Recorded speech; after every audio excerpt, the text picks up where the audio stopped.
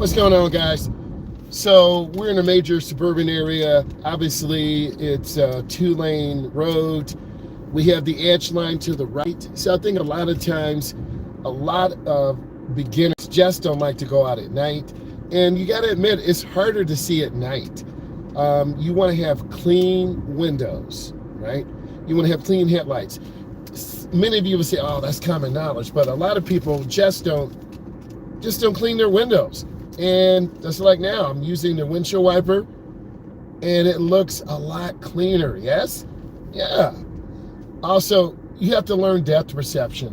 When you drive more, you're going to have better outcomes in driving at night. It's a little harder to see. You've got to focus more. During most of my career, taking adults and teens out, when I had to drive, I would have students drive in the areas, drive to the malls, drive on major roads that have a lot of light. But you got to remember, 5 or 10 years ago, headlights technology has really changed, right? So headlight technology has changed, and headlights are not getting dimmer, they're getting brighter. And manufacturers are learning to really focus the headlight on the road. I used to have a Grand Cherokee SRT. The lights would actually turn if I would go around a curve. The lights would actually turn if I was going to the right, if I was going to the left. Many of you won't have high-end vehicles like that. But you want to change your headlights, I would say, every 4 years, every 3 years, if you are really attention to detail, because your headlight bulbs do get dim over time. The bulb tends to wear out. So I find that if you get those headlights freshened out every few years, you're going to really be able to see the road. I used to have some aftermarket high output lights, the blue lights or the yellow, the 9K, the 10K, the 14K, but those cheaper balanced resistors would wear out really quick. They were nice if you were going to a car show, but they really did not last for a long time if you're out driving on the road and you need a lot of light. You need high quality light, such as you guys looking at this video now. It looks like I have my high beams on, but I do not. These are my high beams. These are my low beams, okay?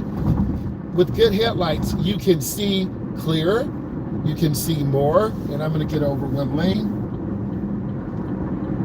Okay, now, because I'm recording on a phone or a camera, the lens can't focus as much because it's limited, it's fixed, but our human eyes open up more to allow more light to get in, okay? So, like, for instance, you should have saw that light turn yellow, now it's red. And this is an older style traffic light. There's some newer style traffic lights that have LED bulbs, okay? So you may not look at things like that, but as an instructor, I do. Like, for instance, we're behind the stop line. The stop line can save you in case a truck is making a left turn or someone who runs a light makes a really tight left turn. They're trying to beat that light and they're going to cut it really close. They're going to hit the gas. And if they don't turn real hard, they're going to hit the curb to the left. So you don't want to speed to turn around a light because you can lose control. Also in this area, last year, a motorcyclist lost his life. I believe a young lady, and this is true, ran the light and struck this motorcyclist to my left. He was getting CPR, but he did not make it. I don't think he had a helmet on either, but I'm just telling you what I've seen. Vision at night is really important. Night vision is really important. And by state law, we don't have to, as an instructor, we don't have to take adults and teens out at night. It just depends on my schedule, how I want to set up my schedule. Do I want to drive during the week? I got to look left and right. Do I want to drive at night? Typically, during the year, I'm driving up to 20 students at one time. We have to get them done in 6 weeks. I can plan my schedule to drive on the weekend, during the week. It just really depends.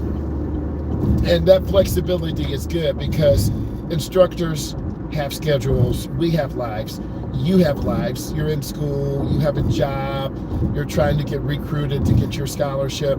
So it does take time. You got to make a commitment to driving. And what I notice, a lot of young adults are not committed to driving. They just don't want to drive because they have other priorities that are more important to them. And I understand, but there's only a short window of time because there is a shortage of instructors, okay?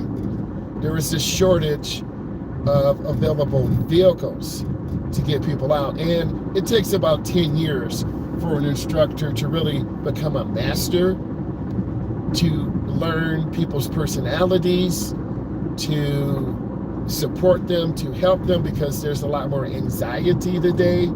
There's a lot more challenges. People have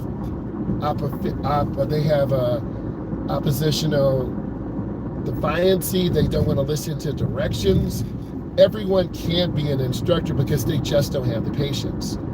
And as you go through this profession, I'm going to turn on the brights. You can see a difference now, right?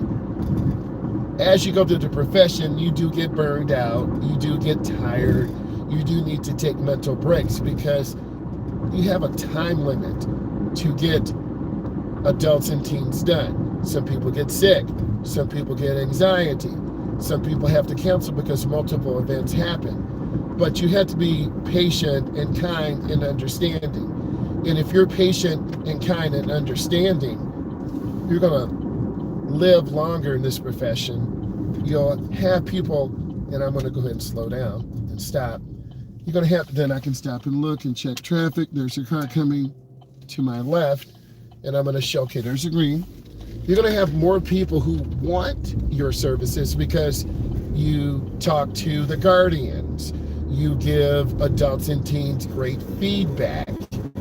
You're honest with them. And if you're honest with your clients and tell them, hey, you need to work on your self-confidence. You need to have and be able to handle constructive criticism. A lot of people can't do that because everything is on social media today. And if one person says a bad comment, oh, you don't know what you're talking about. You know, you suck as an instructor. And if you let that one comment, and if you take it to heart, it will ruin you. But there's always people who will say random things because they're keyboard warriors. You'll get more positive comments. Oh, you're doing a great job. I wish you were my instructor. My instructor screamed at me. My parents screamed at me. So you read comments like that, and you want to try to do your best to really help people and support people. You got to go into this curve really slow. And I'm going to take you around this loop again. So when you find a good instructor, listen to what they're saying. Understand that they're trying to, good instructors are patient, are kind. They want you to improve. And if you listen to their comments, they'll give you constructive feedback. Example, let's pretend you're with me right now. I'm drifting to the right. Don't drift to the right, because if you hit the soft shoulder, I'm gonna go off the road a little bit. See what happens? That's really scary. And a lot of beginners will overturn the wheel and you'll go into the ditch. Or you'll stare at the double yellow and you'll cross the double yellow. So as an instructor, you have to speak clearly. You have to be really patient. You have to support your students. And you got to really listen to what they need. But also, you got to be fair. I'm going to take you on this really dark road, and this is going to challenge you as a driver. So let's pretend you're driving with me right now. You might veer off the road to the right, hit the curb. I've had students do that. And we're going through the side road here, and it's going to be really dark. So you're going to see how you're going to lose your vision. You see the darkness to the right? A lot of beginners panic. And then I'm going to turn on the brights. Okay? And because these headlights are so good, I really don't need the brights, but this is a large open area, and there are animals here, and there's no lights here. And I've had adults and teens panic and literally go off the road. So you got to support them. You have to be honest. You got to take them step by step because they don't know how to drive. And I look at a lot of people's comments. Well, you are giving too much feedback. You need to let them figure it out on their own. These adults and teens have never been on the road before. And a lot of people on the other side of this say, you're doing too much. You need to let them figure it out. You are over-explaining. People need support. People want to learn, and everyone learns differently. Some people, you can get in the car and boom, they can just get on the expressway and drive. But then they're terrible at downtown traffic. Or some people are really good at downtown traffic, but they panic on the expressway. So you want to have a balanced approach. You want to gradually, I call it gradual exposure. And the good instructors will figure out your personality very quickly through talking to you, through interviews, through activities, and then they'll make a custom. And what I do, I try to make a custom learning portfolio for you to help you thrive, because everyone is not 17, everyone is not 16, everyone is not 21. I've taught up to people who are 65 years old, and their needs are different. Got to have a complete stop. Everyone's needs are different. Some people have went through accidents and have anxiety. Some people are autistic. Some people have learning disabilities. So as an instructor, I talk to your guardians. I tell them what I think you need to work on. I lean on my experience. If I have a question, I can talk to my boss. I can ask other members in the company. I can ask my good friends who are instructors, because you need opinions of people in your field, because no one knows everything. And if you know everything, please let me know. Okay? You have to be willing to be open-minded. You have to be willing to try new things. You have to set high standards. I set high standards for myself. And those of you who subscribe, and you should, because I'm a state certified driving instructor, I'm going to take you through real life driving. Like, this is a route we would go on. And I would tell you, look ahead, look around the curve. And then once we see the traffic light, I would ask you, what color? The light is green, because I'm looking around the curve. If you're not looking around the curve, you're going to go straight off the road to the left or to the right. Now, for people who've been driving 2 or 3 years, there are a lot of people out here who think they know everything. They don't. And if you think you do, why don't you come teach a 10-hour session with adults and teens who are totally terrified to be on the road, whose parents verbally abuse them, whose parents scream at them. They have low self-esteem. And a lot of people have low self-esteem. And if you're ripping their heads off because they are not catching on and they're driving 10 under the limit, or they freeze, like this car, they may almost rear in the car because they have a difficult time judging distance. It's really easy to judge people, but when you are here, it's a whole different story. And I'm not saying I'm the best instructor, and I'm by far not the worst instructor, because when it's my time to do something else, I'll do something else, okay? Because I have multiple jobs. I'm very passionate about driving. I really enjoy giving you this perspective. And I'll be honest, driving on a road like this can be challenging. It's dark, we have a roundabout coming up, and driving in unfamiliar territories can be overwhelming. Like if I was in New York or Washington, D.C. or Houston, Texas. Okay, like this car, I'm gonna yield. And that's kind of caught me off guard. No blinker. You should be using a blinker. Okay? And every community is different.